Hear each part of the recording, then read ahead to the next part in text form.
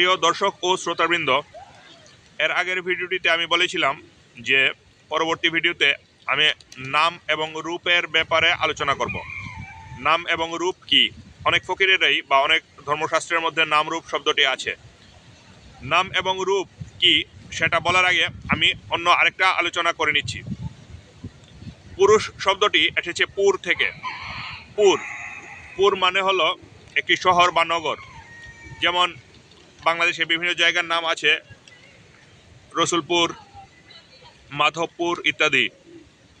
পুর মানে হলো শহর, এবং পুরের মধ্যে যে কবজা করে বা পুরের মধ্যে যে প্রবেশ করে তাকে পুরুষ বলা হয়। পুরুষের কাজ হলো এক পুর থেকে আরেক পুরে প্রবেশ করা বা এক জায়গা থেকে আরেক জায়গা দখল করা। কিন্তু স্ত্রীর কাজ কিন্তু দখল করা নয়। স্ত্রীর কাজ হলো কোনো জায়গায় পরিগ্রহ তৈরি করা, কোনো জায়গায় রাজত্ব তৈরি করা, কোনো জায়গায় তার স্থির এবং দৃঢ় অবস্থান তৈরি করা।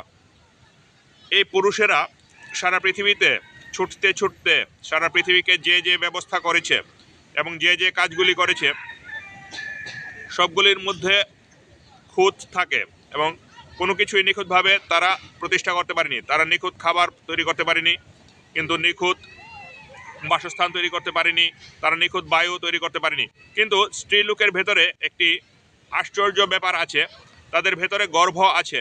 স্ত্রীলোকদের চলাফেরা এবং স্ত্রীলোকদের যে আচার আচরণ তা পুরুষের সাথে কিছু পার্থক্য হয় এই জন্যই যে তাদের স্ত্রীলোকের ভেতরে থাকে গর্ভ, এবং স্ত্রীলোকের গর্ভকেই ইংরেজিতে ওম বলা হয়। তো ওমযুক্ত ম্যানকে বলা হয় ওমম্যান। ওমম্যান থেকে ওমেন কথাটা এসেছে।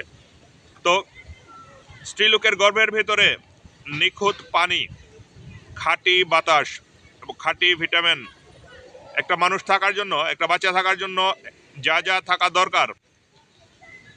থাকা দরকার সেই সব কিছু একদম নিখুঁত, অকৃত্রিম এবং খাঁটি অবস্থায় স্ত্রীলোকের গর্ভের ভেতরে আছে। এই কথাটা বলা যায় যে পুরুষ লোক বিভিন্ন জায়গায় ছোটাছুটি করতে করতে এবং বিভিন্ন পুর দখল করতে করতে যা করতে পারেনি, স্ত্রীলোকের ভেতরে আগে থেকেই তা আছে। স্ত্রীলোকের ভেতরে নৈসর্গিকভাবে বা প্রাকৃতিকভাবেই তা তৈরি হয়ে গেছে। এখন নাম এবং রূপ জিনিসটা কি? নাম মানে হলো একটি শব্দ। আমরা কোনো কিছুকে কাজ চালানোর জন্য একটি নামে ডাকি। আমরা কোনো কিছুকে ডাকি মোরগ, অথবা ডাকি গরু অথবা ছাগল, কিন্তু গরু কিন্তু জানে না তার নাম যে গরু। কিছু মানুষও নয়, মানুষ বড় মানব সমাজের একটা অংশ, মানব জাতির একটা অংশ, বাংলা অঞ্চলে যারা থাকে তারা এই প্রাণীটাকে গরু বলে ডাকছে, অন্য জায়গায় অন্য কিছু ডাকছে। কাজ চালার জন্য, বোঝার জন্য নামের কোনো অস্তিত্ব নেই। নাম জিনিসটি বৃথা। আমি একদিন এক জায়গায় গিয়ে আরেকজন সন্ন্যাসীর সামনে বলেছিলাম যে নামযুক্ত সব কিছুই বৃথা, নাম জিনিসটাই বৃথা। তো এই কথা শুনে আমরা তখন খাওয়া দাওয়া করছিলাম। এই কথা শুনে সেখানে উপস্থিত আরেকজন উচ্চশিক্ষিত মানুষ, সে বলল যে প্রিন্স, তুমি এই কথাটি কি বলেছো? নাম জিনিসটা বৃথা কিভাবে হলো? এটা তো আমি বুঝতে পারছি না। তো তখন আমি ওই উচ্চশিক্ষিত মানুষটাকে বললাম যে আমি তো আপনাকে এটা বলিনি, আমি বলেছি সেই সন্ন্যাসীকে। আপনার সাথে যে সন্ন্যাসী আছে তার কাছ থেকে আপনি জেনে নিন নাম অর্থটা কি। তখন সেই সন্ন্যাসী বলল যে হ্যাঁ, আমি বলবো নাম জিনিসটা কেন বৃথা। নাম জিনিসটাই বৃথা, নামযুক্ত সব কিছু বৃথা। কেউ যদি কোনো কিছুর নাম রেখে দেয় যে হ্যাঁ আজকে থেকে এই জিনিসটার নাম হলো এটা করলেই তোমার সত্য সাধন হয়ে যাবে, কেউ যদি বলে যে এই খাবারটার নাম হলো অমৃত, এটা খেলেই তোমার সত্য সাধন হয়ে যাবে, এরকম বলে কোনো খাবারকে তোমার সামনে রাখতে পারবে না। তো নাম জিনিসটা বৃথা। আর রূপ জিনিসটা কি? রূপ জিনিসটা হলো দৃশ্য। কোনো কিছু একটা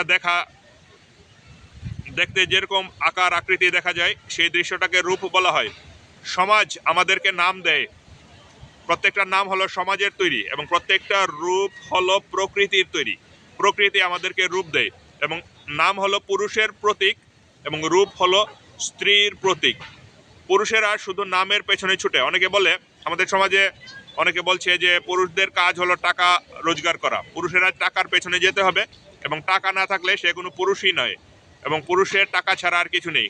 তাদের আধ্যাত্মিক জ্ঞান না থাকায়, তাদের পরম জ্ঞান না থাকায় তাদের আত্ম উপলব্ধি না থাকায় তারা এরকম কথাটা বলে। তুমি আমাদের সমাজের দিকে তাকালে বা পৃথিবীর বিভিন্ন সমাজে তাকালেও দেখতে পাবে অনেক বড় বড় ধনী মানুষ, টাকা পয়সার কোনো অভাব নেই। টাকা পয়সা যেমন আমাদের দেশেই চিন্তা করো, একজন লোক ছিল, নাম হলো সালমান এফ রহমান। তার টাকা পয়সার কোনো অভাব ছিল না, সে বাংলাদেশের শীর্ষ ধনীদের মধ্যে একজন ব্যক্তি ছিলেন। কিন্তু সে তারপরও তার নাম উচ্চ করতে চেয়েছে এবং সে পরিচিত হতে চেয়েছে এবং সে সরকারের গুরুত্বপূর্ণ পদে গিয়েছে। পদে গিয়ে মানুষ হত্যা থেকে শুরু করে টাকা চুরি এবং বিভিন্নভাবে সম্পদ দখল করা এবং হাজার হাজার মানুষের ধন সম্পদ একা কবজা করে নেওয়ার মতো গর্হিত কাজগুলি সে করেছে। এবং সেই কাজগুলি করে সে শেষ বয়সে বৃদ্ধ অবস্থায় সে জেলের ভেতরে পচে মরছে, বা এখনও আমি যখন ভিডিওটা করছি এখনও সে জেলের ভেতরে আছে। তো তার তো টাকা পয়সা ছিল ঠিকই, কিন্তু তারপরও তার নামের দরকার ছিল। সে উচ্চ হতে চেয়েছিল, সে অন্যদের থেকে উপরে থাকতে চেয়েছিল। পুরুষরা অবশ্যই নাম দরকার হবে এবং তারা নামের কাছে যাবে। আর স্ত্রীলোকের দরকার হবে রূপ। স্ত্রীলোকের রূপ ধরতে হবে, যে প্রকৃতিতে আছে তারা সেই প্রকৃতির রূপ ধরে নেবে। এই জন্য পুরুষদের মধ্যে একটা কঠোরতা দেখা যায়। পুরুষেরা যে কোনো একটা পুর দখল করতে গেলে বা কোনো জায়গায় আক্রমণ করতে গেলে তাদের মধ্যে কঠোর ভাব থাকতে হবে। আবার স্ত্রীরা যে কোনো জায়গায় গিয়ে একটা রূপ ধরে ফেলতে পারে। তুমি দেখতে পাবে যে চোরের স্ত্রী চোরের সুরে কথা বলছে, ধার্মিক লোকের স্ত্রী ধার্মিক লোকের সুরে কথা বলছে। স্ত্রীদের আলাদা কোনো রূপ নেই, তারা যে কোনো জায়গায় গিয়ে তাদের রূপ পরিবর্তন করে ফেলতে পারে এবং তাদের মধ্যে এই গুণটি আছে, তারা অত্যন্ত নমনীয় থাকে। একটা কুমার যখন মাটির একটা জিনিস তৈরি করে, মাটির একটা পাত্র তৈরি করে, তখন কিন্তু মাটিটি নরম থাকতে থাকতে কুমার তাকে আকৃতি দান করে দেয়। কিন্তু স্ত্রীলোক হলো এরকম একটা জাতি, তারা সবসময় নরম থাকে এবং তারা যে কোনো সময়ে আকৃতিতে পড়ে যায়।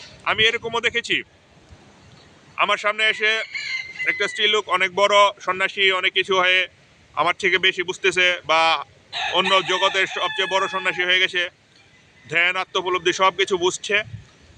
কিন্তু কিছুদিন পর আবার সে যখন আরেক সমাজে গেল, চোরদের সমাজে গেল, তখন সে সবচেয়ে বড় চোর হয়ে গেল এবং সে প্রতারণা এবং চুরি চালাকি মানুষকে ঠকানো ইত্যাদি কাজে সে পারদর্শী হয়ে গেল। সে হুট করে বদলে যেতে পেরেছে। স্ত্রীলোক, আমি বলছি না যে পুরুষ লোক বদলায় না, পুরুষ লোকও বদলায়, কিন্তু পুরুষ লোকের বদলানোটা হয় অন্যরকম। আর স্ত্রীলোকের যে বদলানোটা এটা হয় আন্তরিক এবং এটা একটা সার্বজনীন ব্যাপার। স্ত্রীলোকের কাজই বদলানো, স্ত্রীলোক দিন দিন বদলাতে পারবে। তো পুরুষ লোকেরা সাধারণত আক্রমক হয়ে থাকে এবং আক্রমক হওয়ায় স্ত্রীলোক হয় গ্রহিতা, স্ত্রীলোক সবসময় হয় আক্রান্ত। এবং এই জন্য স্ত্রীলোক আমাদের সমাজে বেশ্যা হয়ে থাকে। স্ত্রীলোক বেশ্যা হতে পারে, কিন্তু পুরুষ লোক কোনোদিন বেশ্যা হতে পারে না। আবার পুরুষ লোক ধর্ষক হতে পারে। ধর্ষক শব্দটা আমি বলতে চাই না, আমি বলতে চাই বলৎকারকারী। পুরুষ লোক বলৎকার করতে পারে। ধর্ষক বলতে কোনো শব্দ নেই বা ধর্ষণ বলতে কোনো শব্দ নেই, এটা মানুষ বলতে বলতে একটা শব্দের প্রচলন করেছে, এটাও একটা শব্দ, কিন্তু সত্যিকারের শব্দটা হলো বলৎকার। বল প্রয়োগের মাধ্যমে স্ত্রীলোকের উপর নির্যাতন চালানো, এটা পুরুষ লোক করতে পারে। পুরুষ লোক বলৎকারকারী হতে পারে, কিন্তু স্ত্রী লোক বলৎকারকারী হতে পারে না। আবার স্ত্রী লোক বেশ্যা হতে পারে, কিন্তু পুরুষ লোক বেশ্যা হতে পারে না। এখন হয়তো অনেকে বলবে যে পুরুষ লোকও বেশ্যা আছে, অনেক স্ত্রী লোক টাকা পয়সা দিয়ে পুরুষ লোককে নিয়ে যায়, বেশ্যার মতো করে নিয়ে যায়। কিন্তু এখানে খুব গভীরভাবে তাকালে কি দেখা যায়, বেশ্যা মানে হলো একজন পুরুষ লোক টাকা পয়সা দিয়ে গিয়ে তার উপর আক্রমণ চালাবে এবং সে গ্রহিতা থাকবে, এই ব্যবস্থাটার নাম বেশ্যা। কিন্তু যে স্ত্রী লোক পুরুষ লোককে টাকা দিয়ে নিয়ে যাচ্ছে, সে কিন্তু আক্রমক হতে পারছে না, সে আক্রমক হবে না, সে গ্রহিতাই হবে। সে টাকা পয়সা দিয়ে পুরুষ লোককে নিয়ে বলবে যে তুমি আক্রমণ করো এবং আমি গ্রহিতা হই। সে গ্রহিতাই থাকবে, সে স্থির থাকবে, সে কোনো কিছুর উপর ঝাঁপিয়ে পড়বে না। ঝাঁপিয়ে পড়বে সেই পুরুষ লোক, পুরুষ লোকই তাকে দখল করবে। পুরুষ লোকই একটা পুরকে যেভাবে দখল করে, একটা পুরের ভেতরে যেভাবে প্রবেশ করে, সেভাবে সেই স্ত্রী লোকের ভেতরে প্রবেশ করবে। সেই জন্য পুরুষ লোককে টাকা দিয়ে নিয়ে গেলেও পুরুষ লোককে বেশ্যা বলা যাবে না।